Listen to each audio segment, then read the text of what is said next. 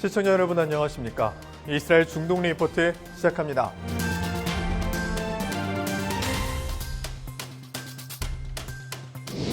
이스라엘 정부가 서한 지구의 유대인 정착촌 780가구의 건설을 승인했습니다.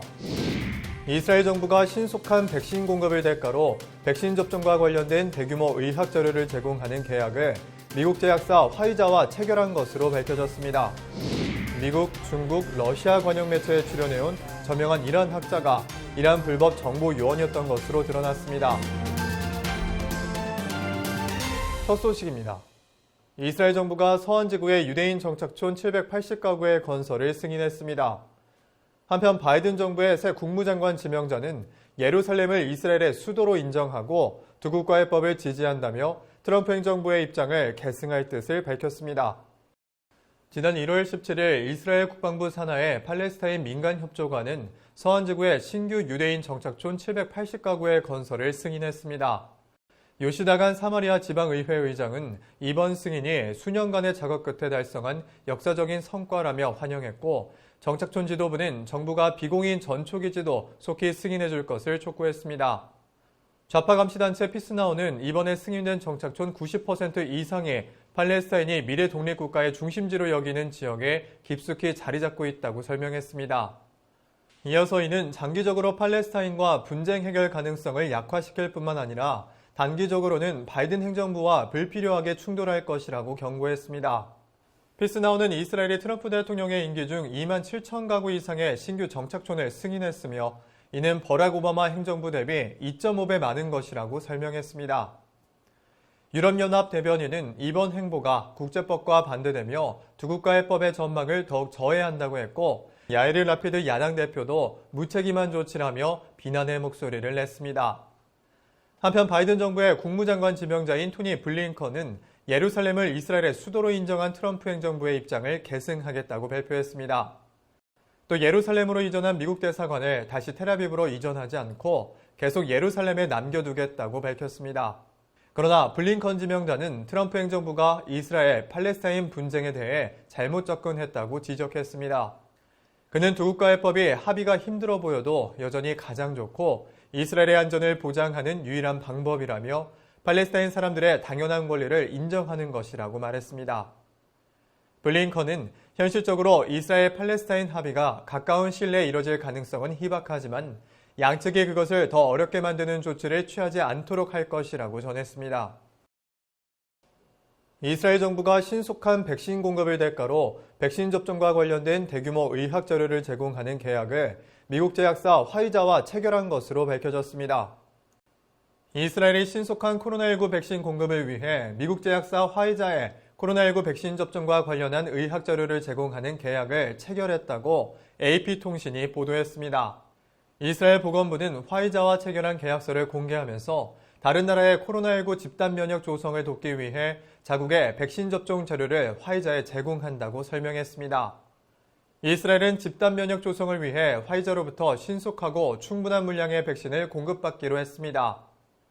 베냐민 네타냐후 총리는 이달 초 이스라엘은 세계적인 모범 국가가 될 것이라며 이스라엘은 코로나19 대응 전략을 세우기 위해 통계적 자료를 화이자뿐만 아니라 전 세계와 공유할 것이라고 밝힌 바 있습니다. 화이자는 전 국민의 상세한 의료보험 기록이 디지털화됐고 중앙집권적 체제로 한 달에 200만 회 이상 백신 접종이 가능한 이스라엘을 이상적인 연구 장소로 평가했습니다.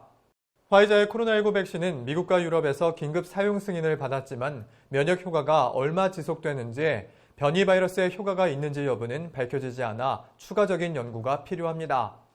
그러나 이스라엘과 화이자 간의 정보 공유로 인해 이스라엘 국민의 개인정보가 노출될 수 있어 우려의 목소리도 높습니다. 또 이번 계약이 부유한 국가들의 백신 비축량을 늘려 백신의 글로벌 불평등을 더욱 심화시킨다는 비판도 제기됐다고 현지 언론은 전했습니다. 이번 계약으로 거래된 백신의 구체적인 물량과 거래 가격은 공개되지 않았습니다. 현지 언론은 이스라엘 정부가 다른 나라보다 최소 50% 이상 비싼 가격에 백신을 구입했을 것이라고 추측했습니다. 1월 21일 기준으로 이스라엘 국민의 26%인 230만 명이 1차 백신 접종을 마쳤으며 전체 국민의 7.1%인 63만 명이 2차 접종까지 완료했습니다. 한편 전국민 백신 접종 캠페인에도 불구하고 이스라엘의 코로나19 신규 확진이 사상 최초로 하루 10,000명을 넘어섰습니다. 3차 전면 봉쇄가 1월 31일까지 연장된 가운데 당국이 지역별로 봉쇄 규제를 차별적으로 적용해 불만의 목소리가 높아지고 있습니다. 코로나19 대유행이 시작된 이래 사상 처음으로 이스라엘에서 10,000명이 넘는 신규 확진이 발생했습니다. 지난 1월 18일 총 12,021건의 신규 확진이 발생했고 47명의 환자가 코로나19로 사망한 것입니다. 10만 명당 양성 판정 비율도 3개월 만에 처음으로 10%대를 넘겼고 지난 7일간 인구수 대비 신규 확진자 수가 포르투갈, 안도라, 체코 등을 앞질러 세계 1위를 기록했습니다. 8일부터 시행된 3차 전면 봉쇄에도 불구하고 바이러스 확산이 잡히지 않자 정부는 이달 말인 31일까지 봉쇄를 연장하기로 했습니다. 이런 가운데 당국이 초정통파 공동체 지역에서 코로나19 규제 위반에 대한 벌금을 현저히 적게 매기는 등 봉쇄 규제 시행에 있어 지역적인 차별 의혹이 제기돼 비판이 일고 있습니다. 코로나19 검사에서 20%의 양성 반응을 보이고 있는 브네이 브락은 코로나19 규제 위반으로 벌금을 부과한 횟수가 주민 1,000명당 2.6건에 그쳤다고 칸 공영방송은 보도했습니다. 반면 4% 비율로 양성 판정을 받은 텔아비브는 주민 1,000명당 5.6건, 6% 양성 판정을 받은 브에세바와 리손 레지오는 각각 5.15건과 4.3건의 벌금이 부과됐습니다. 1월 18일에는 브네이 브락에서 진행된 대규모 결혼식의 영상이 SNS에 공개돼 많은 국민의 공분을 사기도 했습니다. 이날 결혼식은 경찰에 의해 강제 해산됐고 주최 측은 경찰에 소환돼 질병 확산 혐의로 조사를 받고 벌금형을 받았습니다. 정부는 이스라엘 감염의 30%가 초정통파 지역에서 발생하고 있지만 이 지역 학교의 15%가 문을 연 상태라며 초정통파 지역의 학교를 전면 폐쇄해야 한다고 말했습니다. 지난 1월 19일 봉쇄령을 위반하고 문을 연 초정통파 지역 초등학교에 출동한 경찰 1명이 순찰차를 향해 날아든 돌에 맞아 머리에 부상을 입었습니다. 경찰은 이런 폭력 사태가 초정통파 지역에서 매일 발생하며 이날 충돌로 인해 17명이 체포됐다고 전했습니다. 베니 간츠 국방부 장관은 초정통파 지역에서의 규제 위반 사례가 보고되는 가운데 봉쇄를 선택적으로 시행한다면 봉쇄를 연장하는 의미가 없다고 지적했습니다.